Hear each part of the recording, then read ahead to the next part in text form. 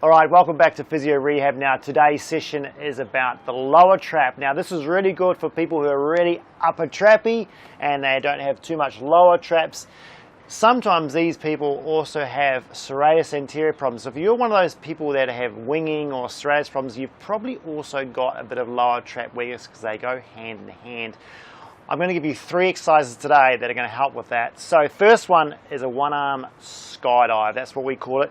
So with Michelle here, if you go flat for me, Michelle, if she's doing one hand at a time, this right shoulder, you've got to think, remember the lower traps is coming from the shoulder blade down towards the spinal angle like that. So we want her moving her shoulder blade in the same direction, which will fire it the best. So she's going to try and lift her shoulder blade, or think about lifting her shoulder blade over towards her opposite hip.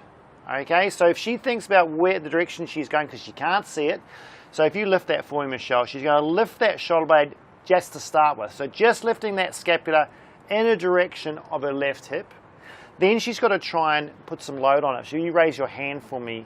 There you go. So there's a little bit of load where she's working to hold that isometrically in that position. So this is like an isometric hold for her lower trap. Yes, she's got a bit of rhomboid, she's got a little bit of rotating up, but it's trying to bias that position of that lower trap.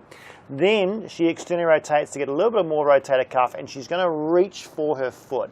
So if she externally rotates that way, so remember thumb outwards and upwards, all right, then she's got to think about, to get a wee bit more depression, which is that lower trap movement down there, she's going to think about reaching towards that foot down there, and you'll see that shoulder blade move. Now of course you're going to get a little bit of Latin there, but because you're not gripping, it's more about the lower trap and more about the scapula coming down than it is about the arm coming down. Okay, so that's an iso hold. So isometric holds, that maximal squeeze down here without overcompensating, about 10 seconds of that. You're trying to do 10 or 20 of those. And now that's a really good isometric entry level stuff. All right. Then we're going to move to more of a movement based one. So come on up here, Michelle. So what you then want to aim for is to try and do a scapular row. Pop that in that hand for me. So the scapular row is a little bit different to a one-arm row, because your one-arm rows you're going to bend, you're going to use your lats. We don't want to do that. So with the scapular row, you're just thinking the shoulder blade is going down. Okay, yes, you're going to do a bit of retraction, so a little bit of rhomboids, but remember, rhomboids come in this direction. Okay, so if you're just using rhomboids and you're not using lower trap, what's going to happen is when you pull, your shoulder's going to go up and you're going to fire your upper trap. This is where the upper trappy people come in. So if you're one of those people, when you pull back and you come up, this one's for you. So this elbow has to stay straight. This tension here can't be too much. If it's too much, you're going to start bending your elbow or you're going to overcompensate. So don't have this too heavy. But for her, think of the anchor point through the hand, through the elbow, through the shoulder as one sort of straight line. So when you pull down, you don't want to be doing that.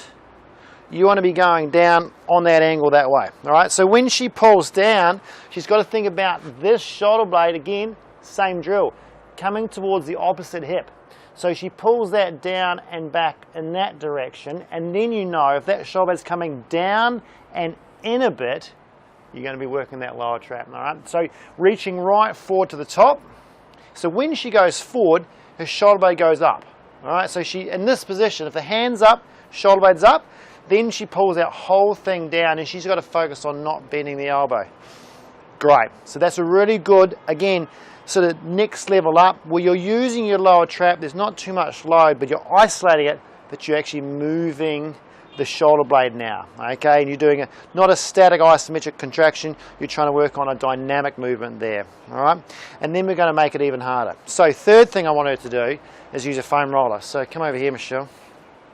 So the foam roller one is, again, this is the easy stuff you can do at home or do in the gym. Both hands on that for me, Michelle. Yep. She's going to now try and roll that roller, but there's a few things you've got to think about before you do this. Hands a little bit wider than the shoulders, thumbs sort of facing up. Make sure you clear any impingement problems you've got going on there.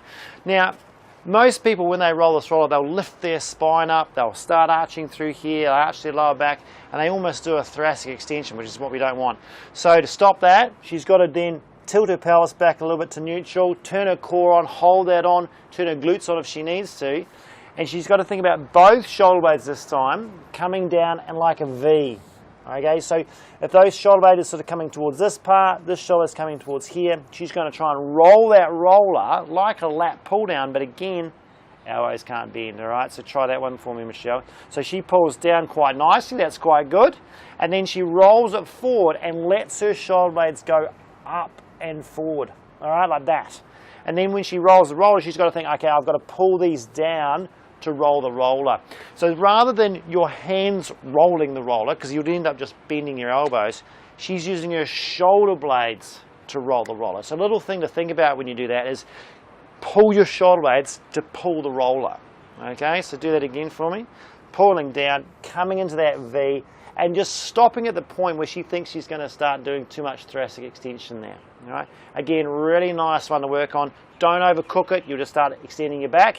But again, nice lower trap isolation, and that's a really good progression for someone who's got lower trap weakness. So give that a shot. See you next time.